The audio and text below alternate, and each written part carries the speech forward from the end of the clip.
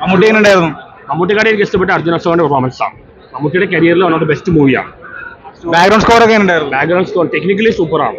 Camera ആയാലും sound ആയാലും ആ ഡയറക്ഷൻ നല്ലതാണ്. എല്ലാം കൊണ്ടും ഒരു ക്ലാസിക് മൂവിയാണ്. പേടിപ്പിച്ചോ? അതിലുണ്ട് പല എലമെന്റ്സും ഉണ്ട്. നായിക കഥാപാത്രം ചെയ്ത വ്യക്തിയൊക്കെ എല്ലാവരും ചെയ്യുന്നത്. അധികം ആർട്ടിസ്റ്റുകളില്ല. സിദ്ധാർത്ഥ് ഭരതൻ, അർജുൻ അശോകൻ, പിന്നെ മമ്മൂട്ടി, കുറച്ച് ആർട്ടിസ്റ്റുകൾ. എല്ലാം കൊണ്ടും ക്ലാസിക് പടമാണ്. ഒരു സിനിമയിലെ പ്രത്യേക എടുത്തു പറയേണ്ട ഒരു ക്യാരക്ടർ അത് അർജുൻ അശോകനായി നന്നായി ചെയ്തിട്ടുണ്ട്. ഒരുപാട് എഫേർട്ട് എടുത്തിട്ടുണ്ട്. പുള്ളിക്ക് ഗാർഡ് നാഷണൽ അവാർഡ് കിട്ടാൻ സാധ്യതയുണ്ട്. പിന്നെ മമ്മൂക്കയുടെ ഇങ്ങനത്തെ ഒരു മൂവി ചെയ്യാൻ ധൈര്യം കാണിച്ച് സമ്മതിക്കണം. എല്ലാം കൊണ്ടും ഇത് ഒരുപാട് കൊമേഴ്ഷ്യലി എങ്ങനെ വരുമെന്ന് അറിയില്ല. പക്ഷെ നല്ലൊരു പടമാണ്. വാലിബൻ കുറച്ച് സ്ലോ ആയിപ്പോയി. ഇതിൽ അത്ര ഫ്ലോ അല്ല. ഇത് ഫസ്റ്റ് ഹാഫ് കുറച്ച് സ്ലോ ആണ്. പിന്നെ വേണ്ടി വരുന്നത് ഇത് ഓടുകയും ചെയ്യും. പക്ഷെ എന്തുകൊണ്ട് ഭയങ്കര മാസിറ്റൊന്നും ആയിരിക്കില്ല. ഒരുപാട് ഓടും. ഒരുപാട് അവാർഡും കിട്ടാൻ സാധ്യതയുണ്ട്. മമ്മൂക്കയുടെ റോള് മോളെ ചെയ്താൽ കുറച്ച് നന്നായിരുന്നു തോന്നും.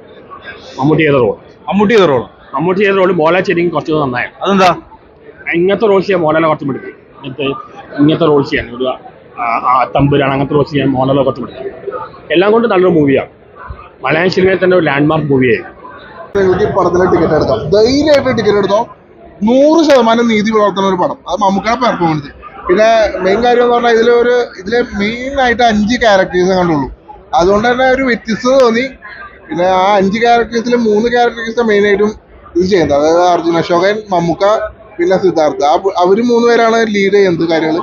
എന്തുകൊണ്ടും ധൈര്യമായിട്ട് നിങ്ങൾക്ക് ടിക്കറ്റ് എടുത്തോ, കാണാം. അതായത് ഒരു ഹൊറർ പടം. ഹൊറർ വന്നോന്ന് ചോദിച്ചാൽ അത്രയ്ക്ക് അങ്ങോട്ടില്ല, എന്നാൽ ഹൊറർ ഇല്ലെന്ന് ചോദിച്ചാൽ ഹൊറർ ഉണ്ട്. ആ ഒരു രീതിയിലുള്ള ടൈപ്പാണ്. പിന്നെ സെക്കൻഡ് ഹാഫിലാകുമ്പോൾ ഒരു ട്വിസ്റ്റും കാര്യങ്ങളുണ്ട്. പിന്നെ അതേപോലെ തന്നെ മമ്മൂക്കയുടെ ഒരു ചിരിയുണ്ട്, ഒരു പൊട്ടിച്ചിരി. അതൊക്കെ തിയേറ്ററിൽ ഇരുന്ന് ആസ്വദിക്കുമ്പോൾ ആ BGM കൂടി വരുമ്പോഴില്ല, അതൊന്ന് തിയേറ്ററിൽ നിന്ന് ഇറക്കായിരുന്നു. അമ്മാതിരി ഒരു സാധനമാണ്. എന്തുകൊണ്ടും ഒരു തിയേറ്ററിൽ തന്നെ കയറി കാണാം. ധൈര്യമായിട്ട് ടിക്കറ്റ് എടുത്തോ, കാണാം. പറയാൻ പറ്റുമോ? കാരണം മമ്മൂക്കയുടെ ഞാൻ ഇതുവരെ ഒരു ബ്ലാക്ക് ആൻഡ് വൈറ്റ് ഷെയ്ഡിലുള്ള പടം കണ്ടിട്ടില്ല.